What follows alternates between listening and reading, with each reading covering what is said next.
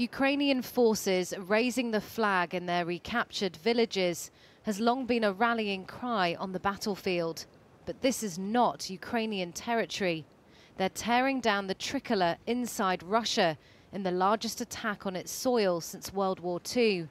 Raising Ukrainian flags here is raising spirits in a nation worn down by 901 days of war. It's really boosting the morale both of Ukrainian people and army, because it shows that we are capable to have successes, that Russia is not so strong like they try to show. So this is success, and successes are very important in the war. This now week-long offensive has caught the Kremlin by surprise.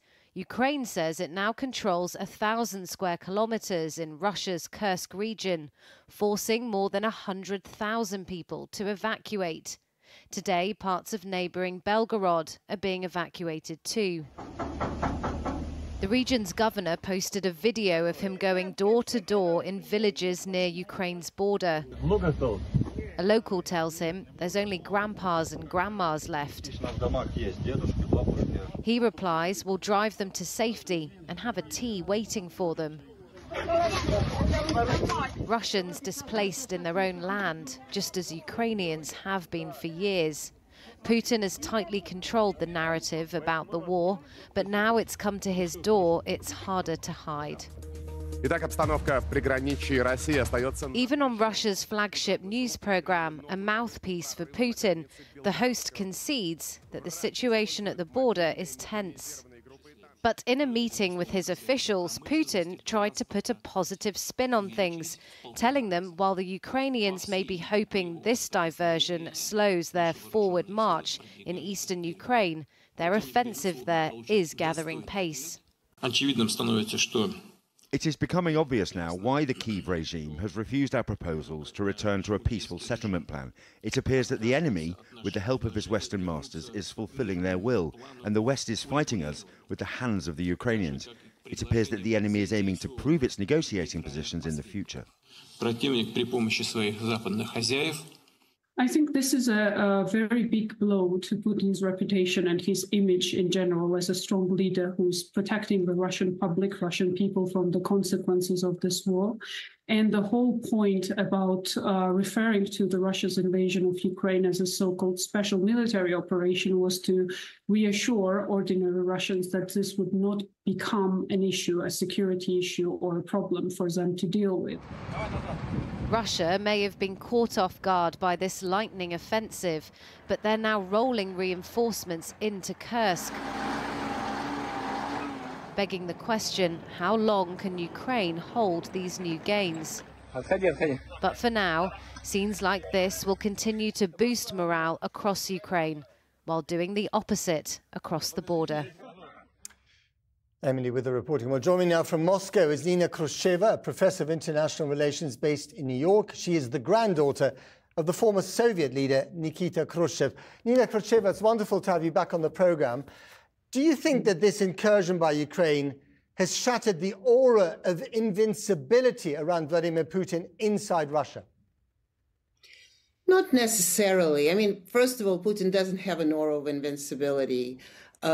Most people do not support the war. A lot of people, not most people, but a lot of people do not support the war. And in fact, in the bordering region, they've been waiting for that. I think early on in the war, they kept saying, well, when it's going to be a problem for us. In Belgorod region, the one that just began to be evacuated, they've been drone attacks. They've been for month and month and month. So it is kind of the price of war. And that's what Putin has been saying. It is a special military operation, but we should be prepared for all the unexpected. And the narrative is tightly controlled, but also people who are fleeing now presenting the narrative is that we are right to fight against Ukraine because Ukrainians are coming to our territory and killing us there. So I wouldn't really call that the end of Putin as of yet. No. I don't think anyone's really suggesting that, but people are saying it's a low point for him. What you seem to be saying is that actually he can gain some political advantage out of it. Yes, I do say that. And I actually find this very remarkable quality of Putin, that he has a completely weak hand. He does play a strong, out of weak hand, he plays a really strong game.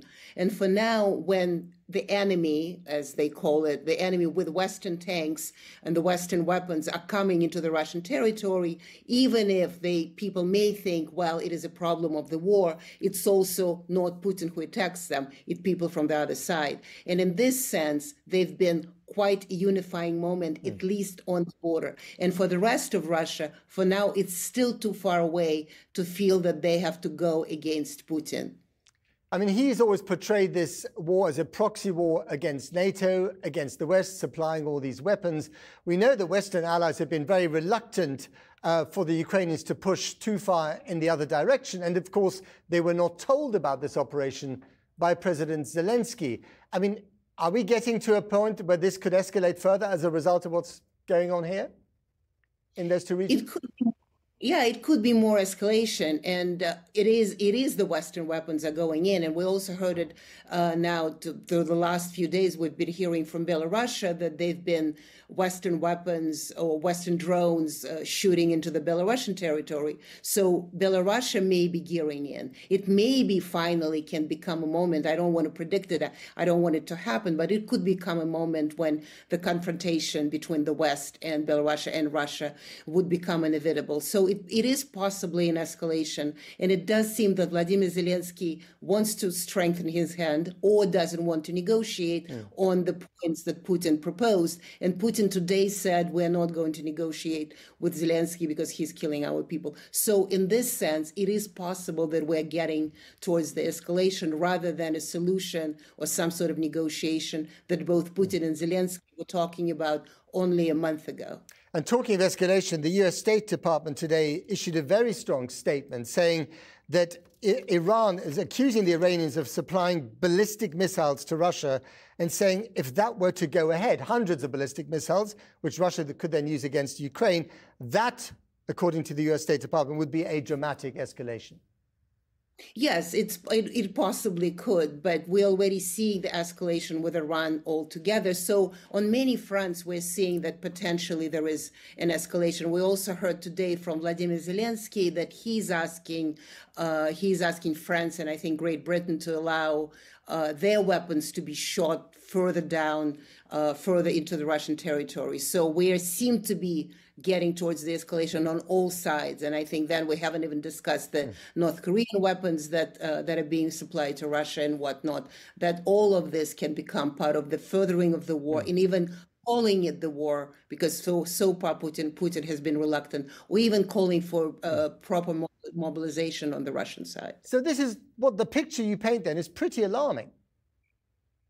It is pretty alarming. I mean, it's not pretty alarming. It's very alarming. And I think it is. I mean, and Zelenskyy really took this gamble. And even in Ukraine, you're hearing in fact, very openly, there have been conversations that Russia may go absolutely crazy about it and there will be retaliation. We just heard explosions in Kharkiv. So absolutely, it is a very alarming picture. It's not just the Putin or Russia that is being alarmed. I think all sides are being alarmed about this. I was using some ill-placed British understatement there. Nina Khrushcheva, thank you very much indeed for coming on the program.